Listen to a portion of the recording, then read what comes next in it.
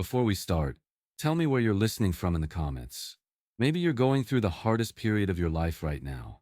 Maybe the thought of giving up everything is crossing your mind. Maybe you think successful people never struggle, that they're always strong. Or maybe you feel like you're carrying a burden so heavy that no one could understand. This conversation is for you. 2018 was my hell year. That year, I almost lost Tesla. I almost lost my health. And most importantly, I almost lost myself.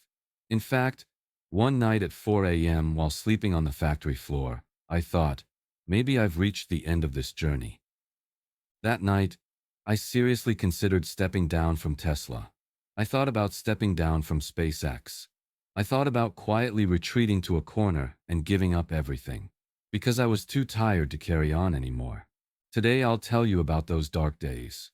Not just the struggles, but how those struggles changed me, and most importantly, what pulled me back from the edge of that cliff. Because maybe you're standing on the edge of the same cliff right now. This story has a happy ending, but the road was never easy. 2018, the beginning of production hell. We entered 2018 with the goal of producing 5,000 Tesla Model 3s per week. It sounded simple, just a production target. But this target was critical for Tesla's survival. Model 3 had over 400,000 pre-orders. People had paid $1,000 deposits waiting for their cars. If we couldn't produce these cars, we would lose not just our customers, but the company. In January 2018, we could only produce 1,000 cars per week.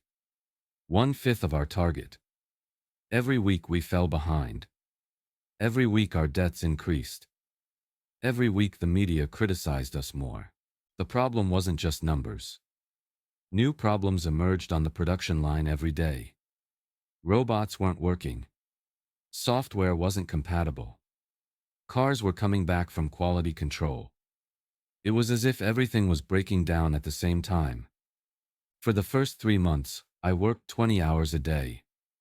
I'd go to the factory, try to solve problems, go home, sleep 3 to 4 hours, go back to the factory. This cycle continued for weeks. In March, I realized I could no longer think clearly. I was struggling with even simple decisions. I was falling asleep in production meetings. One day, I found myself crying in the factory bathroom. That's when I realized, this job is killing me. Media attacks and image destruction. As if production problems weren't enough, the media pounced on us. Every day, there was a new Tesla is failing story. Elon Musk has gone crazy. Tesla is a fraud. Model 3 will never be produced. These stories weren't just demoralizing. They had real damage. Our stock price was falling. Investors were pulling out. Employees were resigning. Customers were canceling orders. The most painful were the personal attacks. There was speculation about my mental health. Stories about my family came out. My children were bullied at school because their father was portrayed as a failed CEO. In April 2018, a journalist asked me, "Elon, how long do you think Tesla has before bankruptcy?" When I heard that question, I felt like 10 years of my work was being dismissed. That night I went home, not knowing how to face my children. What would I tell them? Dad is about to lose his job? Dad is the guy everyone's making fun of? Sleep deprivation and health collapse. By May, I was working 100 to 120 hours per week. The math is simple. There are 168 hours in a week. I was working 120 of them. That left 48 hours for sleep, meals, basic needs. An average of 6 to 7 hours per day. But even these 6 to 7 hours weren't quality, because my mind was constantly spinning with problems. I'd lie in bed but my brain wouldn't stop working. What crisis will come tomorrow? Which system will break? What criticism will come? For 3 weeks, I couldn't sleep more than 2 to 3 hours per day. My doctor told me, "Elon, if you continue like this, you could have a heart attack." But I had no chance to stop. Because the moment I stopped, Tesla stopped. At the end of May, I collapsed. I fainted at the factory. The doctor took me to the emergency room. Blood pressure 180 over 120. Irregular heartbeat. My body was experiencing complete system failure. That night, lying in the hospital bed, I thought, is this worth it? Should I give my life to save Tesla? SEC investigation. The final blow. In August, I posted the funding secured tweet. I had announced that we were talking with investors about taking Tesla private, but things didn't go as I planned. The SEC, Securities and Exchange Commission, launched an investigation. I was facing charges of market manipulation. If found guilty, I would have to step down from Tesla. This was the heaviest blow for me. I had worked for 15 years to turn Tesla from my dream into reality. Now I could lose everything because of one tweet. In September, my lawyer told me, Elon, you have to settle with the SEC. You have to agree to step down from your CEO position. Those words hit my ears like an explosion. Step down from CEO position. Tesla was my baby, my life's work, my reason for existence. I couldn't sleep that night. Until morning, I thought about Tesla's founding days. The day we tested the first Roadster. The day we opened the first factory. The day we delivered the first Model S. Was all of this ending because of one tweet? Dark night. The thought of giving up. One night, in October 2018, I was trying to solve technical problems at the factory. It was 3 a.m. Everyone had gone home. Only me and a few engineers remained. That night, walking through the production line, I looked at these giant machines, robots, conveyor belts, millions of dollars of investment, and none of them were working properly. Suddenly, I felt very tired, not just physically, but spiritually, the fatigue of 15 years of struggle. At that moment, I sat in a chair in the factory cafeteria and cried. For the first time, the thought of leaving Tesla seriously crossed my mind. Maybe I can't succeed. Maybe I'm not the right person for this job. Maybe everyone is right. I'm just a proud idealist. That night, I took out my phone and started writing a message to our board chairman. I'm considering my resignation. I wrote the message, but didn't send it. I turned off the phone. I sat there until morning. It was the darkest night of my life. Gwynne's call, the first light. At 6 a.m., Gwynne Shotwell called. SpaceX's COO, my friend of 10 years. She could tell from my voice what condition I was in. Elon, where are you? She said. I'm at the factory. I stayed here overnight. I'm coming. 30 minutes later, Gwynne was beside me. She had brought me coffee. She sat next to me without saying anything. What are you thinking? She asked. Maybe I should step down, Gwynne. This job is bigger than me. I'm harming Tesla. Gwynne was quiet for a long time. Then she said, Elon, remember this. You founded Tesla for something, to transition the world to sustainable energy. This mission is bigger than you, but you're the right person for this mission. If you step down, this mission goes back 20 years. Those words changed something inside me. The issue wasn't whether Tesla could succeed or not. The issue was that without me, no one could continue Tesla's mission. Team support, unity in strength. After Gwynne's visit, I decided to talk with the workers at the factory. Normally, CEOs stay away during such crisis times. The PR department makes statements, but I wanted to speak directly. I gathered all shift workers.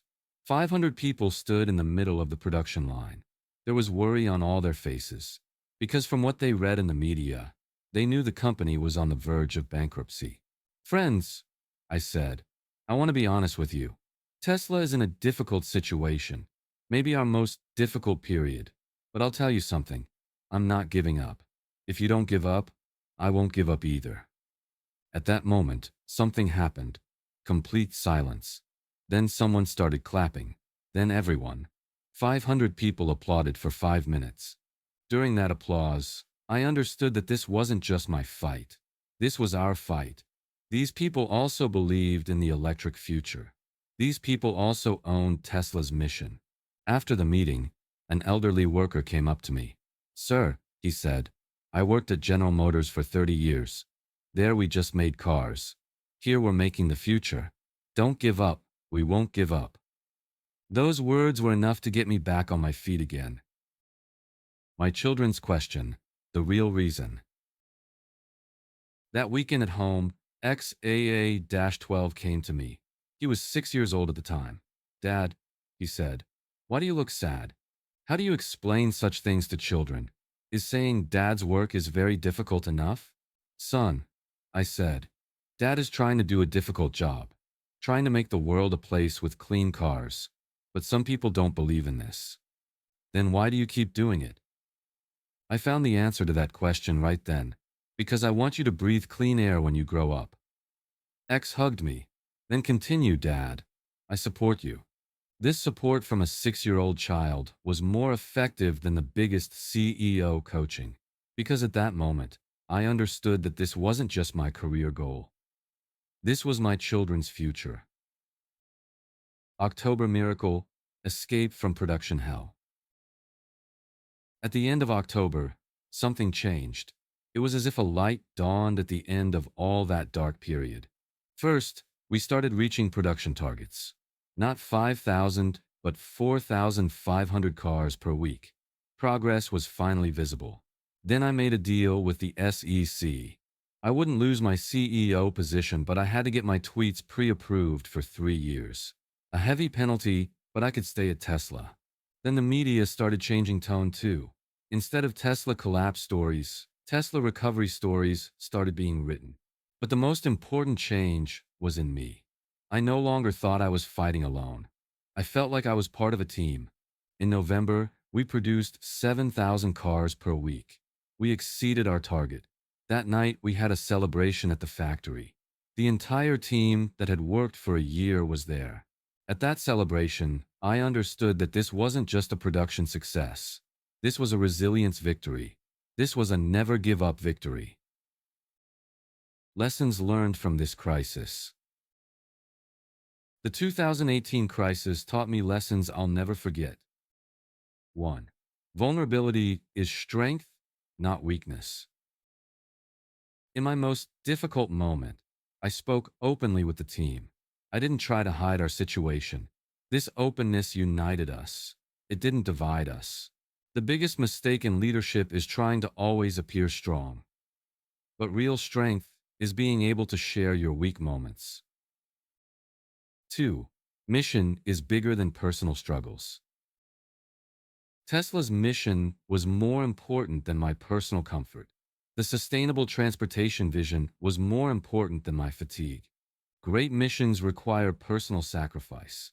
But when this sacrifice is made for a valuable purpose, it becomes meaningful. 3. Support system is everything.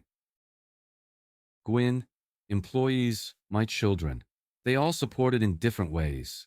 Without this support, I could never have stayed on my feet. Success is not individual. It's teamwork. It's support system work. 4. Crises are growth opportunities. The 2018 crisis made Tesla stronger because we learned which systems were fragile and we strengthened them. I also became stronger personally. Now I know what problems I can overcome. 5. Not giving up versus smart withdrawal. Not giving up is not always a virtue. Sometimes smart withdrawal is necessary. But in 2018, the right decision for Tesla was to continue. Understanding this difference is critical.